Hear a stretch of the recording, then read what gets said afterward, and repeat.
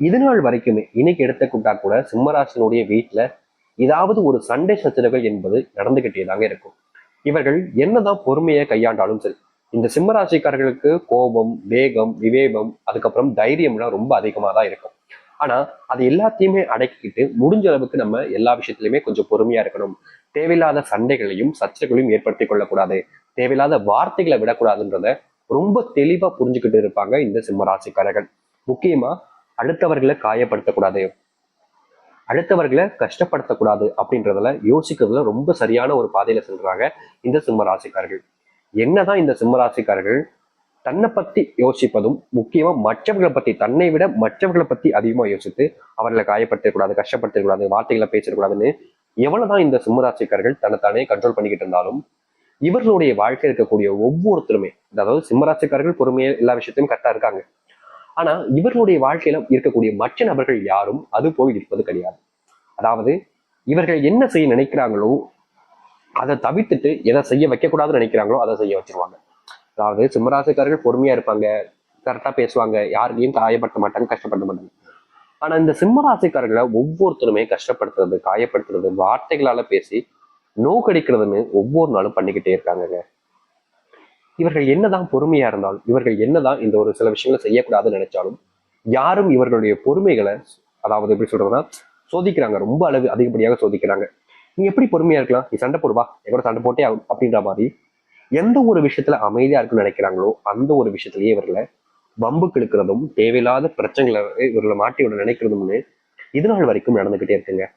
இந்த சிம்மராசினுடைய மனசுல ரொம்ப பெரிய வருத்தம் என்பது இருக்குது. ஏன்னா இவருடைய குடும்பத்தார்கள் கூட இவர்களை புரிஞ்சுக்கிட்டதே கிடையாதுங்க. முக்கியமா யாருமே இவர்களை புரிஞ்சுக்கல, அதுதான் யதார்த்தமான உண்மை.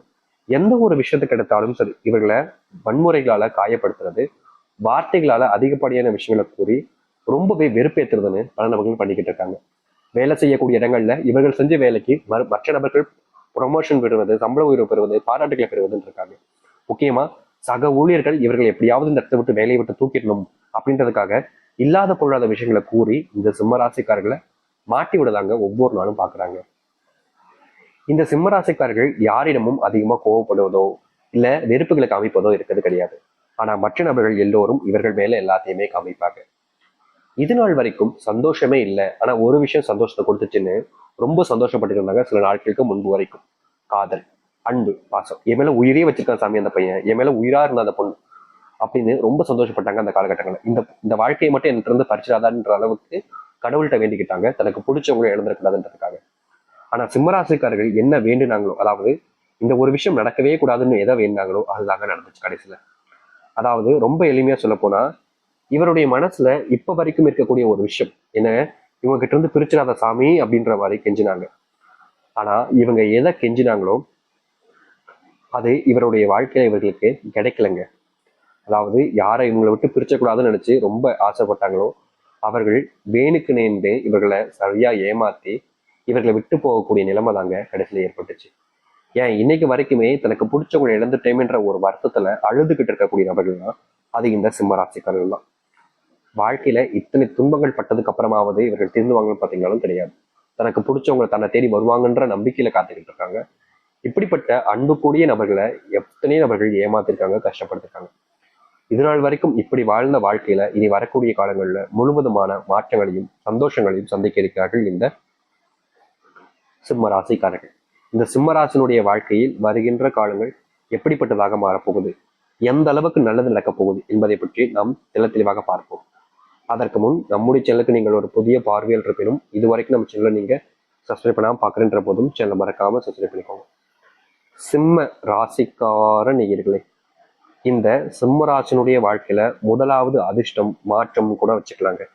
அப்படி என்னன்னா, இவர்கள் இது நாள் வரைக்குமே ஏதாச்சும் ஒரு விஷயத்த ஒருத்தங்கிட்ட சொல்லும் போது யாருமே நம்ப மாட்டாங்க. இவங்க பொய் சொல்றாங்க, இவங்க வேணுக்குனேட்டு பழியை ஏமல போட பாக்குறாங்கன்னு மற்ற நபர்கள் எல்லோரும் இவர்களை தான் குற்றவாளியாகவே பார்ப்பாங்க. இது நாள் வரைக்கும் இப்படி வாழ்ந்த ஒரு வாழ்க்கையில இனி வரக்கூடிய காலங்கள்ல இப்படிப்பட்ட துன்பங்கள் என்பது நீங்குங்க. முக்கியமா சொல்ல போனா இவர்களுடைய வாழ்க்கையில நாளுக்கு நாள் கஷ்டங்கள் என்பது அதிகரிக்கத்தான் செய்யுது. அந்த கஷ்டங்கள் என்பது இனி வரக்கூடிய காலங்கள்ல முழுவதுமாக இல்லாமல் போக போகுதுங்க. சிம்மராசினுடைய வாழ்க்கையில கடன் பிரச்சனை என்பது நாளுக்கு நாள் அதிகரிச்சுக்கிட்டே இருக்கு. எனக்கு நான் இந்த கடன் பிரச்சனையை தீர்த்துட்டு சந்தோஷமா நிம்மதியா தூங்க போறணும் அப்படின்னு ரொம்பவே மனசுல வருத்தப்பட்டிருக்காங்க. முக்கியமா இவர்களுடைய கடன் பிரச்சனைக்கு காரணம் இவருடைய குடும்பத்தார்கள் தான். ஆனா உதவியின்மை, அதாவது இந்த கடன் பிரச்சனை ஆக்குனதற்கு காரணம் குடும்பத்தார்கள். கடன் பிரச்சனை அடைப்பதற்கு குடும்பத்தார்கள் ஒருத்தருக்கு கூட மனசு வரலங்க. நீ தான் வேலைக்கு போற இல்ல, நீ அடைச்சிரு கடனை அப்படின்ற மாதிரி தான் இருக்காங்களே தவிர, இந்த கடனை அடைப்பதற்கு தன்னுடைய குடும்பத்தார்கள் யாருமே இவர்களுக்கு உதவி செய்வதே கிடையாதுங்க.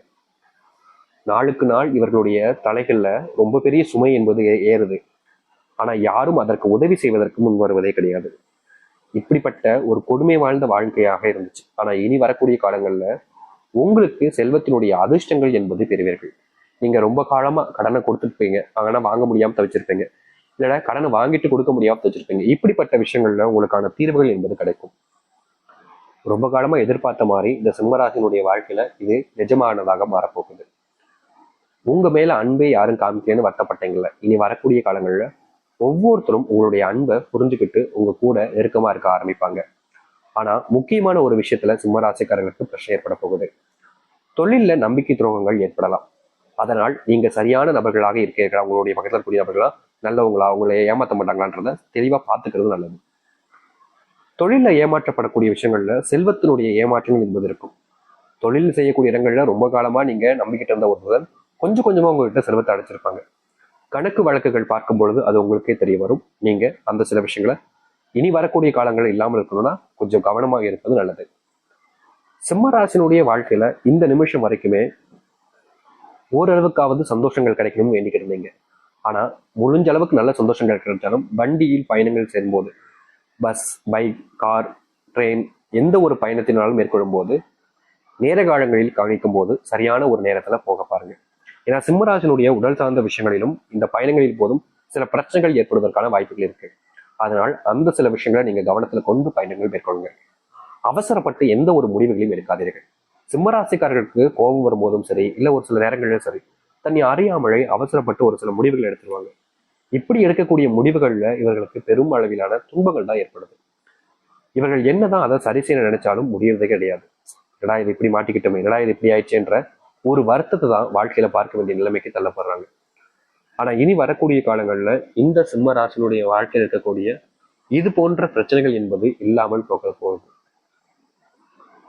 வாழ்க்கையில எதெல்லாம் துன்பமாக கருதினார்களோ அந்த துன்பங்கள் எல்லாமே இவருடைய வாழ்க்கையில முழுவதுமாக நீங்கும். இனி வரக்கூடிய காலங்களில் இந்த சிம்மராசிக்காரர்கள் இதை நினைச்சு வருத்தப்பட வேண்டிய அவசியம் இருக்காது. ஆனா முடிவுகள் எடுக்கும் போது மட்டும் கவனமாக இருக்க வேண்டும். முக்கியமா உங்களுடைய குடும்பத்தார்கள்ட்ட பகிர்ந்துட்டு இதை செய்யலாமா வேணாமான்றதை கேட்டுட்டு ஒரு முறைக்கு இருமுறை யோசிச்சுட்டு செய்வது எதுனாலும் சிறந்ததுங்க. ஏன்னா ஒரு சில முடிவுகள் எல்லாமே தனித்துவமா எடுக்கணுன்றதுக்காக செய்யக்கூடிய விஷயங்கள்ல ஏமாற்றத்தையோ இல்ல துரோகங்களையோ மேற்கொள்ளலாம். அதனால் சில விஷயங்களை குடும்பத்தாக்களை பகிர்ந்து சொந்த வீடு கட்டக்கூடிய கனவுகள் என்பது நிறைவேறும். ஆனா இந்த காலகட்டங்களில் நீங்க வீடு கட்டுவதற்கான ஸ்டார்டிங் விஷயங்களை தொடங்க வேண்டாம். சரியா வருகின்ற இன்னும் 3 மாதங்களுக்கு பிறகு வைகாசியில இந்த சிம்மராசிக்காரர்கள் தொடங்கினார்கள் என்றால் ஓரளவுக்கு நல்லது நடக்கும். அதற்கு முன்பதாக நீங்க தொடங்குனீங்கன்ற போது ஒரு சில பிரச்சனைகள் ஏற்படலாம், தடங்கல்கள் ஏற்படலாம். நீங்க செய்யக்கூடிய விஷயங்கள்ல சில தடங்கல்கள் ஏற்படுவதற்கு வாய்ப்புகள் இருக்கு. அதனால அந்த சில விஷயங்களை தவிர்ப்பதற்கு நீங்க கண்டிப்பா இதை கடைபிடிப்பது நல்லது. முடிஞ்ச அளவுக்கு அடுத்தவர்கள் நம்பி எல்லாத்தையுமே ரகசியங்களை முதற்கொண்டு மற்றவர்களிடம் கூறாமல் இருப்பது சிம்மராசிக்காரர்கள் நல்லது. இவர்களை பொறுத்த வரைக்கும் எல்லாத்தையுமே தன்னுடைய வாழ்க்கையில் நடக்கக்கூடிய விஷயத்த அன்னன்னைக்கின்றத எல்லாத்தையுமே கூறிடுவாங்க. அது முற்றிலும் தவறான ஒரு விஷயம். அதை தவிர்ப்பது இந்த சிம்மராசிக்காரர்களுக்கு நல்லதாக இருக்கும். முடிஞ்ச அளவுக்கு நீங்க உங்க மேல நம்பிக்கை வச்சு எல்லாத்தினாலும் செய்யுங்க, கண்டிப்பா நல்லது நடக்கும். இனி வரக்கூடிய காலங்கள் உங்களுடைய வாழ்க்கையில துன்பங்கள் எல்லாம் நீங்குவதற்கான வாய்ப்பாக அமையும். உங்களுடைய பிள்ளைகள் படிப்புல கவனத்தை ஆர்வம் செலுத்த ஆரம்பிப்பாங்க. உங்களுடைய பிள்ளைகள் மேல நீங்க அக்கறையை கவனத்தில் செலுத்துவது நல்லது.